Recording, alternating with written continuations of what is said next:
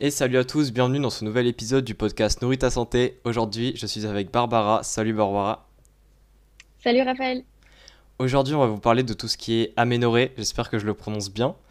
Euh, et puis du coup, Barbara va vous expliquer un petit peu plein de choses sur l'aménorrhée et aussi en lien avec le sport notamment. On va faire pas mal de liens. Mais juste avant de démarrer, est-ce que Barbara, tu pourrais un petit peu te présenter s'il te plaît? Oui, donc j'ai 32 ans, j'habite dans le sud-ouest. J'étais orthophoniste et je me suis reconvertie d'abord en tant que personal trainer, donc j'ai fait la Bayesian Bodybuilding et ensuite un master en nutrition à Londres et je viens d'être diplômée. Ok. Voilà, donc je fais essentiellement des consultations, des coachings et surtout je développe l'accompagnement que j'ai créé pour les femmes qui ont une aménorrhée hypothalamique. Ok, ça marche. Et du coup, pour démarrer un peu dans le sujet, parce que aménorrhée, je pense, ça parle à quand même pas mal de gens. Mais est-ce que tu pourrais quand même nous expliquer ce que c'est que l'aménorrhée en tant que telle? Alors, l'aménorrhée, c'est le fait de ne plus avoir ses cycles menstruels, enfin, en tout cas, de ne plus avoir de règles, parce qu'on peut ovuler et être en aménorrhée. Ça veut dire ovuler et ne pas avoir de règles, par Ok, exemple. Donc, il faut bien déjà faire la distinction entre cycle menstruel et règles. Voilà, l'aménorrhée, c'est le trouble, en fait, du cycle le plus sévère, mais il y en a d'autres qui existent. ok, Donc, c'est le fait de ne plus avoir de règles. Et ça peut être dû à plusieurs pathologies. Donc, soit l'aménorrhée hypothalamique, dont je m'occupe particulièrement, mais ça peut être aussi dû à un syndrome des ovaires polykystiques ou à d'autres pathologies qui sont bien plus complexes. Donc, c'est pour ça que quand on n'a plus ces cycles menstruels, quand on a une absence de règles, il faut absolument consulter pour savoir d'où ça vient. ok. Et est-ce que justement l'aménorrhée touche, on va dire, en règle générale, une certaine tranche d'âge ou est-ce que ça varie vraiment beaucoup? Alors, oui, je dirais oui. En fait, ça peut toucher plutôt les plus jeunes. Ok, Alors, il y a certaines études quand même qui montrent que la fonction de reproduction, elle est plus fragile chez la jeune femme au début de la vie, enfin au début de la mise en place des cycles menstruels. Ça peut être normal qu'ils soient un peu irréguliers. Après, ils sont censés se stabiliser. Et autour de l'apparition de la ménopause, ils vont recommencer à être irréguliers en fait. ok, Voilà, mais effectivement, s'il y a une aménorrhée, c'est plus souvent autour de la vingtaine, enfin de l'adolescence et dans la vingtaine, voire trentaine. ok. Et l'aménorrhée, justement, généralement, c'est quoi un peu? Donc là, tu nous as expliqué déjà il y a quelques minutes les différents types d'aménorrhée. Mais qu'est-ce que ça peut être? Enfin, quelles sont les principales causes de l'aménorrhée en général? Alors, comme je te disais, soit l'aménorrhée hypothalamique, Ouais, soit un syndrome des ovaires polykystiques, soit une insuffisance ovarienne précoce, soit d'autres infections, soit une tumeur au niveau de l'hypophyse. Donc, c'est pour ça qu'il faut absolument savoir d'où ça vient. Mais si ta question c'était quelle est vraiment l'origine de l'aménorrhée hypothalamique, hmm. c'est ça peut-être que tu voulais savoir. Ouais, ouais, bah, L- carrément. Alors, en fait, les origines de l'aménorrhée hypothalamique, c'est plutôt un déséquilibre entre les apports énergétiques et les dépenses énergétiques. Ok, Donc, le corps se met un peu en résistance, si tu veux. Il se dit que c'est pas le moment pour lui d'être en état de se reproduire. Il se sent pas en sécurité, donc il court-circuite la fonction de reproduction. d'accord. Pour parler très simplement. Oui, oui, non, mais t'as raison d'un peu vulgariser quand même. Et une question que je me posais, c'est est-ce que par exemple, dans une certaine situation, on va dire, où une femme va développer une aménorrhée, est-ce que c'est possible que une autre femme dans la même situation ne va pas développer d'aménorrhée? Enfin, et si c'est le cas, est-ce que c'est dû à peut-être différents facteurs ou pas? Alors, il y a des études effectivement qui montrent une certaine sensibilité génétique. Ok, Donc, effectivement, il y a certaines femmes qui développeraient une aménorrhée à tel taux de masse grasse, alors qu'une autre ne le ferait pas. Après, il y a tellement de facteurs différents chez chacune que c'est compliqué. Mais oui, effectivement, il y a un terrain génétique, donc il y a une sensibilité euh, plus ou moins importante au fait de court-circuiter les cycles. Ok. Et justement, parce que généralement, quand on a une aménorrhée, c'est qu'on a une absence de règles. Et est-ce qu'il y a d'autres, on va dire, facteurs qui peuvent aider à dépister ça? Ou est-ce que, on va dire, c'est vraiment le principal et le seul sur lequel il faut se fier ou pas? Alors, je suis pas sûre de comprendre ta question, mais est-ce que c'est savoir si on a un trouble du cycle Ouais, c'est ça. ou... Comment Ok. on va dire le dépister, le savoir, quoi. Alors, je vais peut-être expliquer déjà un petit peu ce qu'est le cycle et Ouais, après, je vous dirai les différents troubles du cycle qu'on retrouve avant l'aménorrhée, avant ou à la place de l'aménorrhée. Donc, le cycle menstruel, il a une durée différente chez chaque femme et même chez la même femme, il peut y avoir des cycles qui sont plus ou moins longs. ok, En général, on dit que le cycle normal se situe entre 21 et 35 jours. Et donc, dans le cycle, il y a plusieurs phases. Donc, les phases principales, en gros, c'est la phase folliculaire, l'ovulation, qui est censée être le 14e jour. Mais voilà, ça, c'est ce qu'on nous dit dans les livres. ouais, Chez chacune, ça peut être différent. Et après l'ovulation, il y a la phase lutéale, donc la deuxième phase du cycle, après l'ovulation, et puis les règles. ok, Voilà. Et donc ça c'est le cycle qu'on décrit comme normal. C'est le cycle licorne qu'on a appelé avec Manon dans le podcast. Et ce cycle, il peut être impacté donc par plusieurs troubles. Donc il y a la déficience de la phase lutéale. Donc ok, à ce moment-là, il y a l'ovulation. Et si tu veux, après l'ovulation, ça permet la production de progestérone qui va entretenir, enfin, qui va participer à ce que l'endomètre continue à se développer, etc. Et s'il y a grossesse, du coup, au maintien de la grossesse. Donc, s'il y a déficience de la phase lutéale, elle est impactée, en fait, elle est altérée. Donc, il n'y a pas de production de progestérone, du moins, elle est insuffisante. d'accord, Après, sinon, tu as l'anovulation. Donc, l'anovulation, c'est le fait qu'il n'y ait pas d'ovulation.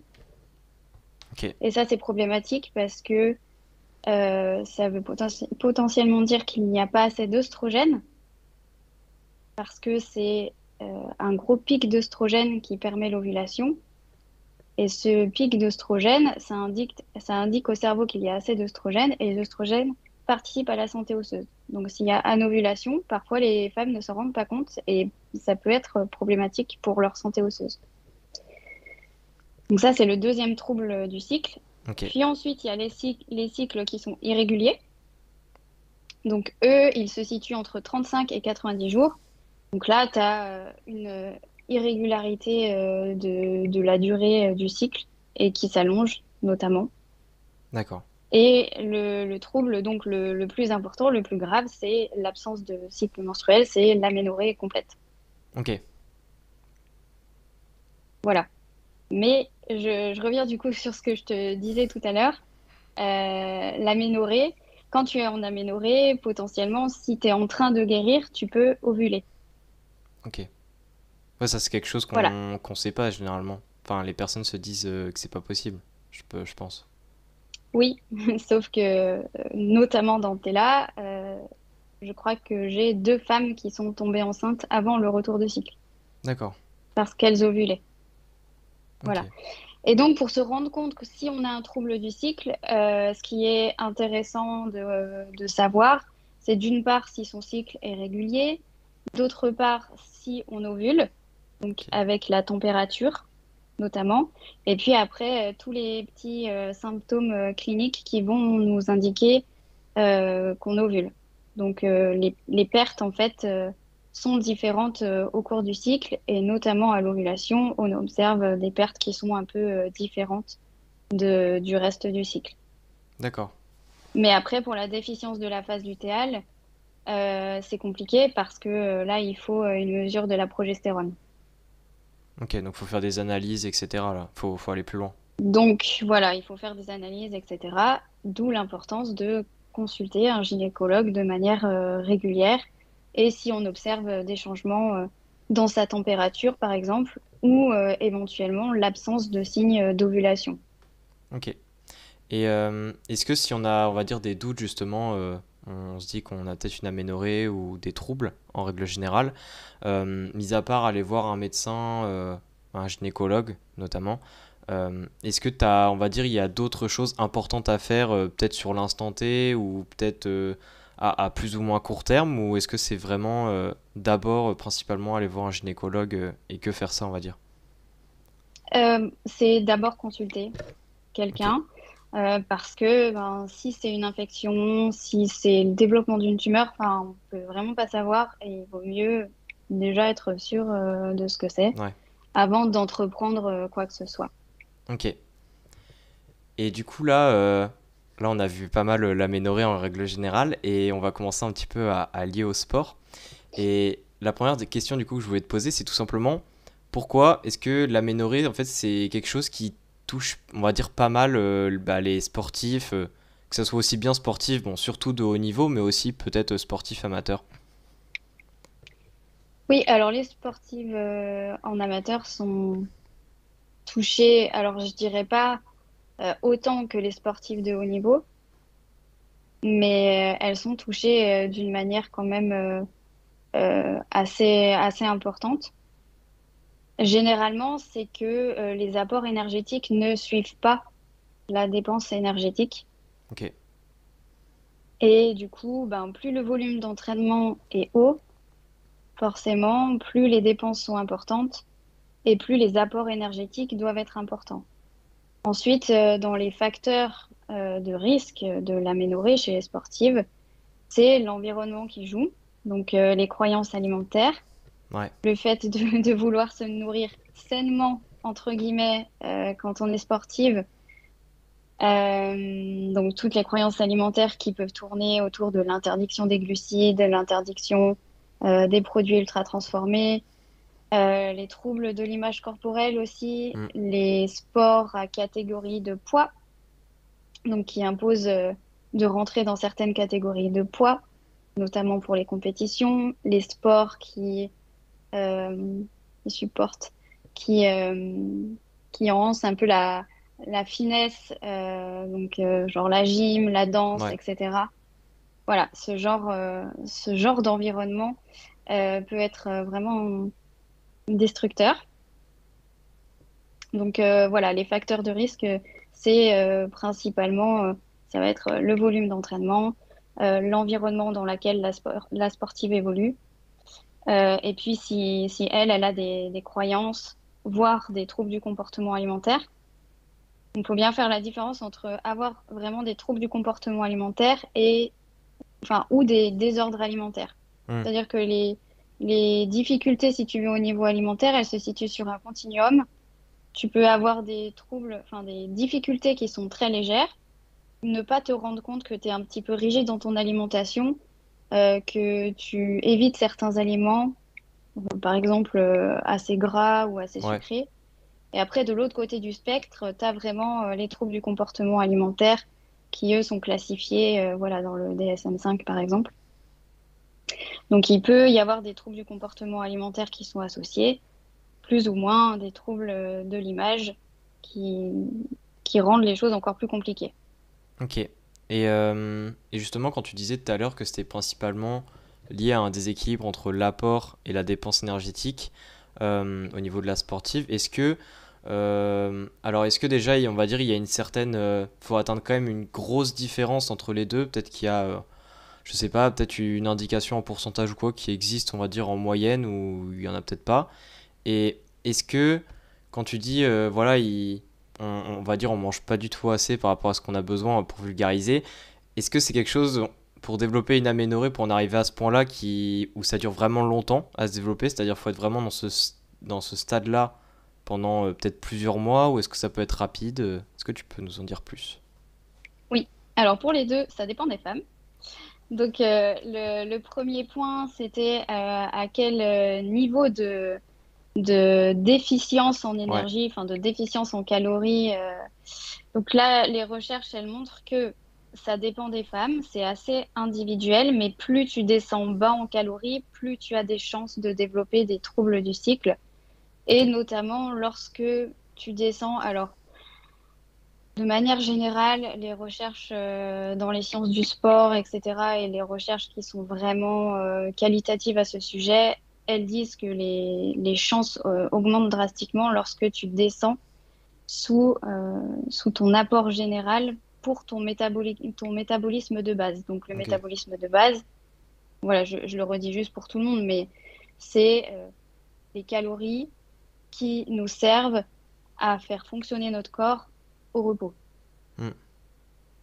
Voilà, et lorsqu'on descend sous cet apport-là, les chances augmentent drastiquement de manière statistique. Mais ça dépend des femmes. Il y a des femmes qui, en dessous, ne développeront pas de troubles du cycle. Il y a des femmes en dessus qui commenceront déjà à développer des troubles du cycle. Donc, ça dépend. Mais de manière générale, en tout cas, plus tu descends les calories, Ouais. peu importe si tu as un poids normal ou pas, ça peut être un peu différent chez les femmes qui ont beaucoup de graisse corporelle, mais là on parle d'obésité, donc c'est pas du tout le même contexte. En tout cas, chez les femmes qui ont un IMC complètement normal et un taux de masse grasse normal, Hmm. plus tu descends bas en calories, plus tu as des chances de développer des troubles du cycle. Ok. Donc ça, c'est la première partie. Et tu me disais le temps, c'est Ouais, ça? c'est ça. En combien de temps, C'est, on va dire, est-ce qu'il faut beaucoup de temps en étant en grosse déficience pour développer l'aménorrhée ou pas? ça dépend. Donc là, c'est pareil. Il y a des études sur 3 mois, elles montrent déjà des troubles du cycle. D'autres sur quelques jours, elles montrent des troubles du cycle.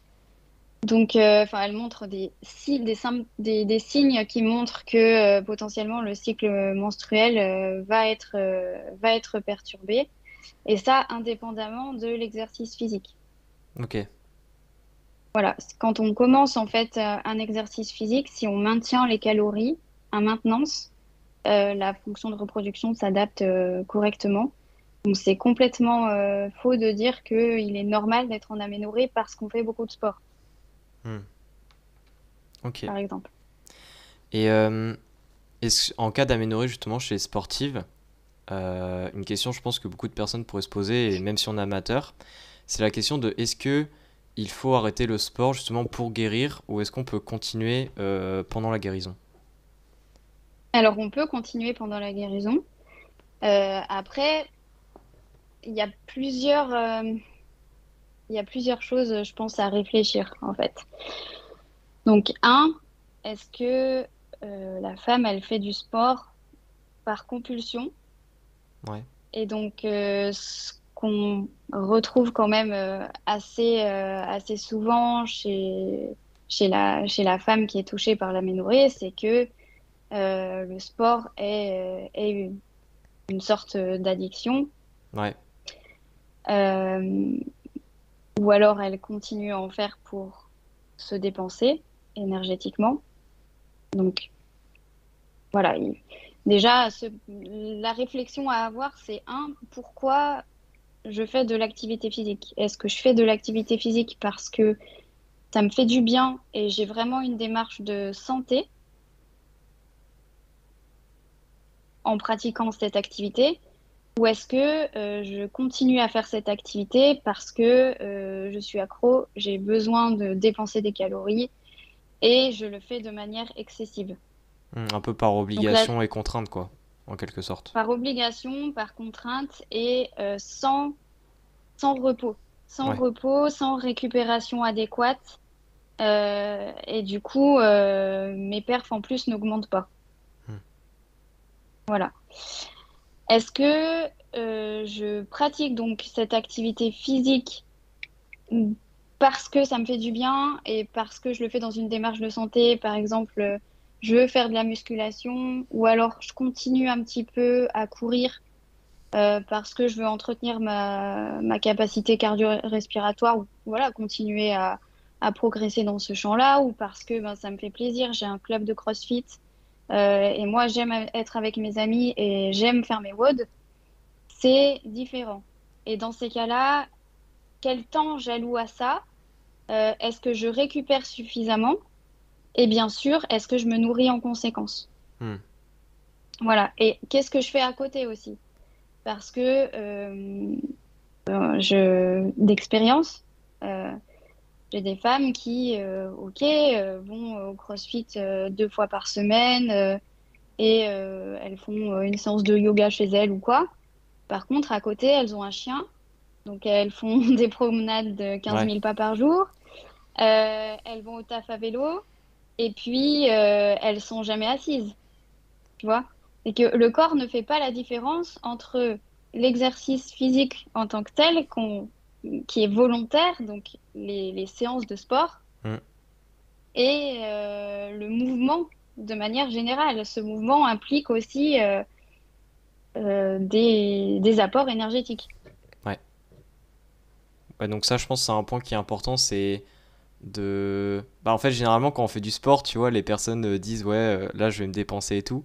Et en fait, ces personnes-là, des fois, elles oublient que rien que la marche, par exemple, dans la journée, elles dépensent des fois 2 fois plus que ce qu'elles ont dépensé à l'entraînement, tu vois. Et c'est vrai que ça, c'est un facteur, je pense, qui est souvent oublié, à mon avis. Donc, tu fais bien de le rappeler. En tout cas, oublié ou sous-estimé. Ouais, Et voilà, autant il y a des personnes qui vont dire je fais du sport, je me suis beaucoup dépensée, donc il faut que je mange beaucoup. Et qui en fait ont fait une séance de muscu et le reste du temps sont restés sédentaires et tout, donc bah ok. Et d'autres personnes qui disent je fais un peu de sport, je fais une séance de yoga, 2 de CrossFit par semaine. Je suis pas très active et à côté de ça, ouais, c'est ça. marche, font du vélo. Quand elles voient leurs potes, elles font tout le tour de la ville et voilà. Et puis le week-end d'après, elles sont en rando, tu vois. C'est ça. Non, mais ça, c'est un facteur effectivement à ne pas négliger parce qu'au final, sinon, bah, on stagne dans la guérison, voire on peut régresser dans Mm. certains cas. Donc effectivement. Donc, du coup, ta réponse générale, c'est euh, oui, on peut continuer le sport à condition, on va dire, de le faire pour de bonnes raisons, en quelque sorte, et de continuer à côté, on va dire, de compenser correctement avec l'alimentation en mangeant suffisamment et bah, en faisant ça, on va dire, avec une certaine clarté d'esprit, quoi, de pas faire ça de manière malveillante, en quelque sorte. Voilà, exactement. Il faut retrouver une relation apaisée à l'activité physique. Après, il y a des femmes, enfin, il y a des sportives, elles font des compètes, elles sont au niveau national ou elles sont pro, enfin, tu vois, donc elles peuvent pas non plus faire enfin, faire, on va dire, l'optimal. Hmm. Euh, mais les études se font sur des sportifs qui ont des volumes d'entraînement assez énormes et qui retrouvent leur cycle sur le long terme. Par contre, effectivement, ce qu'on voit, c'est que dès que les efforts sont arrêtés ou mis en pause, notamment au début du retour de cycle, c'est retour en arrière illico, quoi. Ok. Donc, c'est super important. Et même si elles sont pas pro, même si vous n'êtes pas pro, même si vous n'êtes pas sportive élite et que vous n'êtes pas suivi par un staff de dingue, il faut absolument en parler. Si vous n'avez pas de coach, à un médecin du sport, si possible bien informé à ce sujet. Hmm. Et sinon, en parler à son coach, même en parler à son médecin, parce que c'est important. Ouais. Et justement, vu que là on a parlé un peu de différentes étapes, des différentes choses à ne pas faire, etc., est-ce que tu pourrais, parce que j'aime bien les top 3, nous faire un petit top 3 des choses à ne... Donc là tu as le champ libre, hein, mais des choses à ne pas faire quand on a une aménorrhée. tu peux répéter des choses que tu as déjà dit, comme ça au moins tu peux appuyer le truc, mais je sais pas si tu vois ce que je veux dire. Si, si, tout à fait, mais je réfléchis parce que top 3. Après, top 3 t'es pas obligé de les Euh, donner dans l'ordre. C'est-à-dire que là, par niveau d'importance, tu fais comme tu veux. T'es pas obligé de donner dans l'ordre. ok. Je dirais d'une part ne pas jeûner. Ok, Arrêter de jeûner le matin. Le jeûne de la nuit, ça suffit. Arrêter de jeûner,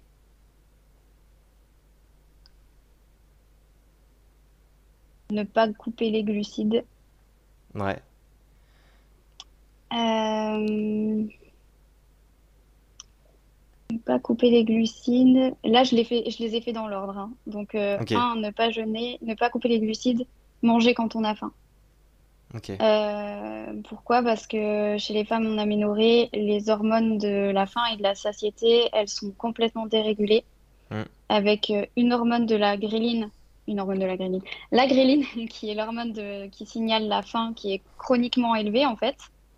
ok, La leptine, donc elle qui signale la satiété et les stocks énergétiques chez l'humain. Donc la leptine va signaler à votre cerveau qu'il y a assez de masse grasse, qu'il y a assez d'énergie circulante.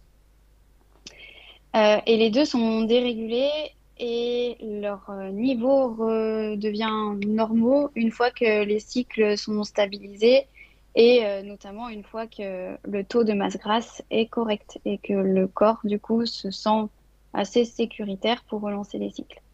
Mais du coup, peu importe l'heure qu'il est, parce que c'est vrai qu'on a tendance aussi à se dire non, c'est pas l'heure, je peux pas manger, mais j'ai faim. Et il faut manger quand on a faim. ok. Donc ça, du coup, c'est ton... Parce que du coup, t'as fait dans l'ordre, c'est-à-dire là, c'est la plus importante, celle-là. Si je... Non, c'est le jeûne pour moi le plus Ok. important. Donc du coup, top... donc on va dire le top un c'est le jeûne, ne pas jeûner le matin. La Pas jeûner. deuxième, c'est ne pas couper les glucides. Mm, Et la troisième, c'est manger quand on a faim. exactement. Ok, ok, ça marche. Et la dernière question du coup que je voulais te poser, c'est encore un top 3. C'est pareil, tu fais comme tu veux l'ordre, hein, mais c'est top 3 on va dire, des astuces qui te semblent intéressantes à garder en tête, à mettre en place en lien avec l'alimentation pour justement soutenir, aider la guérison notamment. Euh, ok, je réfléchis un peu. Ouais, vas-y, vas-y.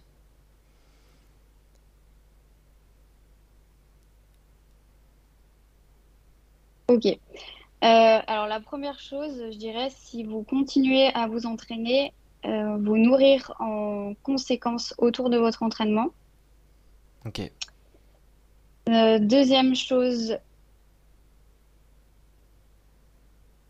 avoir des journées, des vraies journées de récupération. Donc faire attention justement à ce qu'on disait tout à l'heure Hmm. à l'activité autour des entraînements, enfin hors entraînement, quoi, et avoir assez de repos, de récupération. Ça, vraiment, c'est deux facteurs qui sont super importants. Ouais. Euh, et le troisième, alors, ça va être un peu, je vais expliquer pourquoi. Bien faire la différence entre l'état psychologique et le physiologique. C'est-à-dire que le retour de règles, la guérison de l'aménorrhée, c'est vraiment un état prioritairement physiologique. Hmm. C'est-à-dire que une fois que vous aurez résolu ce problème de déséquilibre énergétique par rapport à vos dépenses, une fois que vous aurez un poids qui sera dans l'intervalle de sécurité de votre corps, ça va se remettre en place. Il faut patienter. Euh, mais vous pouvez tout à fait guérir de l'aménorrhée sans avoir résolu vos troubles du comportement alimentaire, par exemple, si vous en avez. Ouais.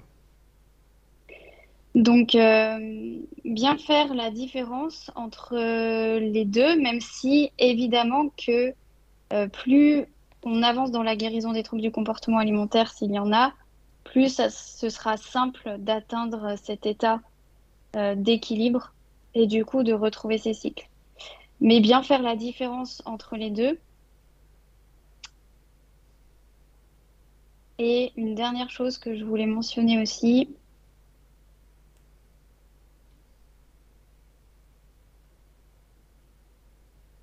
non, je crois que c'est tout. Ok, parce que t'aurais pu faire un Mais top voilà, 4 faut si tu voulais. bien, mais ouais, bien faire la différence entre l'état physiologique et l'état psychologique. En fait, vous pouvez tout à fait guérir de votre aménorrhée, mais ne pas avoir résolu vos troubles du comportement alimentaire et l'inverse. Ouais. Voilà, vous pouvez guérir, vous pouvez totalement lâcher prise dans votre alimentation et ce ne sera pas suffisant pour guérir de l'aménorrhée, Hmm. par exemple. J'ai des femmes qui m'écrivent et qui me disent oui, Barbara, je remange de tout, etc. Mais j'ai un poids qui s'approche, je pense, de mon poids santé, mais je ne retrouve pas mes règles. Oui, mais le lâcher prise et réintroduire les produits que vous vous interdisiez, c'est peut-être pas suffisant. Ouais. Voilà. J'ai réduit l'activité physique, mais oui, mais c'est peut-être pas suffisant. Il y a aussi une histoire de durée aussi, parce que tu as dit que la patience, c'est la clé, donc c'est-à-dire que dès qu'on vient de faire les choses, faut pas s'attendre à paf, miracle, du jour au lendemain, tout est bon, quoi. Non, non. Ceci dit, plus l'aménorrhée est ancienne, plus ça pourrait être un peu plus long. Ok. Mais ça dépend. Honnêtement, j'ai eu des surprises, hein. Donc, c'est T'as assez un peu individuel aussi. enfin, même si c'est individuel, t'as un peu des gros intervalles à Mm. donner en termes de guérison pour qu'on puisse, un peu voir. Des femmes qui ont retrouvé leur cycle au bout de quelques semaines. Ok. Euh, j'ai vu certaines femmes en consultation individuelle, par exemple, et qui m'ont écrit genre 2 mois et demi après pour me dire qu'elles avaient leur premier cycle de retour.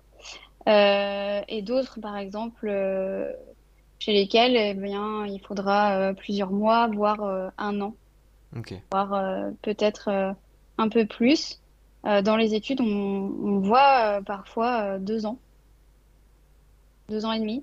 Donc c'est pour ça aussi qu'il faut absolument comprendre que c'est pas une course, c'est pas un sprint, c'est vraiment un marathon. Et justement, bah, je pense, je l'ai mentionné tout à l'heure, mais on voit bien dans les études que lorsqu'elles lâchent et lorsqu'il y a retour en arrière et qu'elles sont découragées, bah, même s'il n'y avait pas retour de cycle, les hormones rechutent. Enfin, il y a Ouais. tous les marqueurs qui indiquent à nouveau que c'est pas le bon chemin, quoi. Donc, c'est pour ça aussi qu'être soutenu, c'est important. Ok.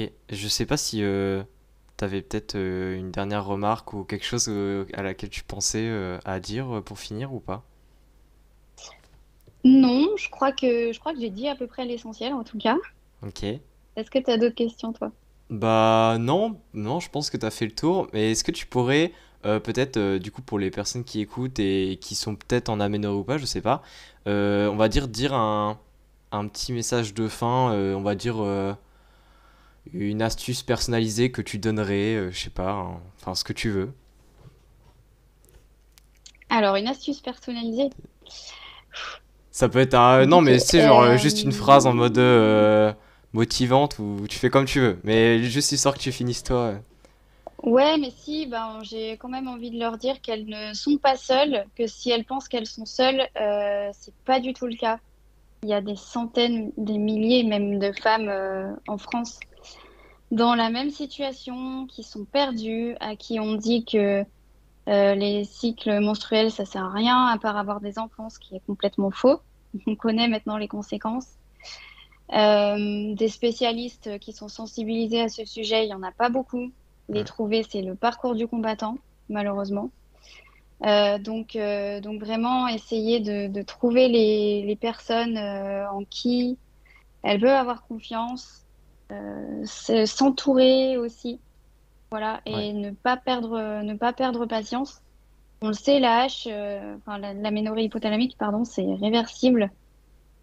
À part, je ne sais pas dans les cas les plus extrêmes, mais Mais voilà, la science a bien montré que l'aménorrhée hypothalamique, c'est réversible, qu'il n'y a pas de raison d'arrêter toute activité physique et de se mettre dans un lit et d'attendre que ça passe Ouais. non plus.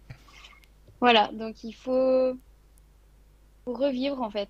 Faut retrouver le chemin vers la vie et puis retrouver une relation apaisée à la nourriture, apaisée à son corps aussi. Ça compte quand même. Même si, encore une fois, garder en tête que l'état physiologique du corps n'est pas forcément lié à l'état psychologique parfois. Ok, bah écoute, merci en tout cas Barbara pour avoir répondu à toutes les questions. Mais de rien, avec plaisir. Et puis du coup, bah pour les personnes qui souhaitent découvrir ton travail plus en détail, etc., je mettrai les liens de tes réseaux, de ta formation dans l'épisode du podcast. Et puis bah merci en tout cas à tous et à toutes surtout d'avoir écouté l'épisode. Et puis on se dit à la prochaine.